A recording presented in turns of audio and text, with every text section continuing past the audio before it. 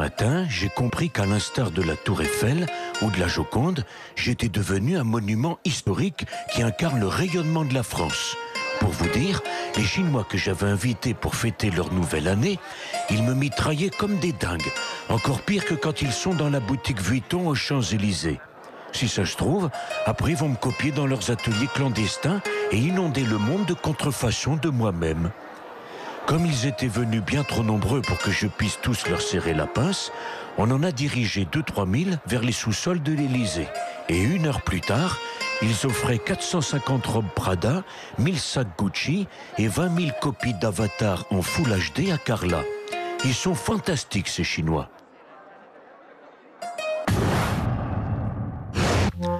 Donc là, c'est l'année du tigre. L'année du tigre de métal. Moi, je suis chèvre. Quant à Villepin, il est porc. Gros porc même. Hein. D'ailleurs, il est allé à la rencontre de ses semblables. On vous rappelle quelqu'un, hein? Voilà. Regardez, gentil comme tout. Il s'appelle pas Nicolas? Non. Regardez, il est sympathique. Au carnaval de Nice qui bat son plein, le char qui a eu le plus de succès, c'est la caravane au colza du pâtre du Béarn, celle du Modem. Au départ, l'idée c'était de distribuer des oranges au public. Mais quand les gens ont pigé que c'était la couleur du Modem, ça a lamentablement dégénéré. Hein. Déjà qu'il est plus qu'à 3% d'intention de vote dans les sondages, le pauvre, ce soir de 2007, entre les deux tours, il aurait vraiment dû laisser monter ses golènes. Hein. Je suis désolé de vous décevoir. Vous avez beau tendre toutes les micros et toutes les caméras. Pour ce soir, vous n'aurez pas les réactions.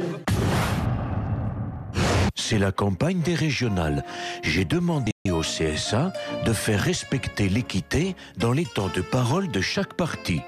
Le souci, c'est qu'il y a une région où il n'y arrive pas. C'est le Languedoc-Roussillon.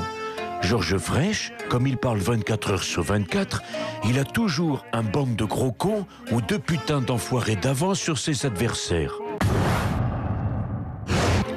À part ça, bonne nouvelle pour les anciens d'Algérie. Les cobayes humains, ces soldats qui ont été irradiés par les premiers essais nucléaires français menés dans le Sahara en 1960, percevront 5 € de dédommagement. Voilà qui va renflouer ce pauvre soldat perdu de Le Pen qui souffre depuis 50 ans de sévères troubles mentaux. Et que je me suis borné à dire que les chambres à gaz étaient un détail de l'histoire de la guerre mondiale. Ce qui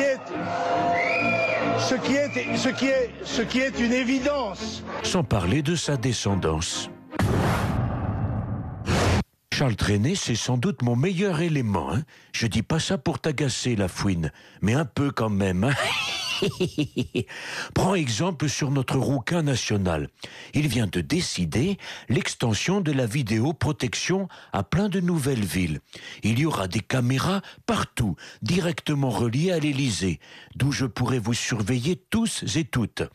Au feu rouge, dans les parkings, dans les cités, dans les bistrots, dans les dancings, et même au Bon Marché, dans le 7e à Paris. Tiens, voilà les images. Mais c'est Valérie Pécresse. Ah oui, c'est elle, en plein essayage shopping. Mais attendez, elle n'est pas censée être en campagne? Enfin si, après tout, c'est une façon efficace de faire campagne. C'est pas Jean-Paul Huchon qui pourrait nous offrir ce beau spectacle, hein, c'est sûr. Allez, bon courage, hein, et à demain.